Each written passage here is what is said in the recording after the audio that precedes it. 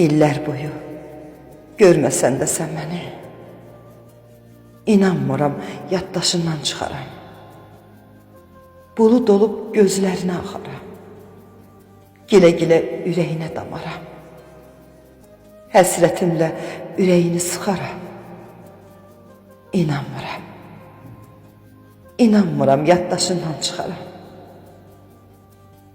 Sən baxsan da məndən başqa kimsəyə, İnanma ki, mən kimsəyə baxaram. Ürəyini yandıraram, yaxaram.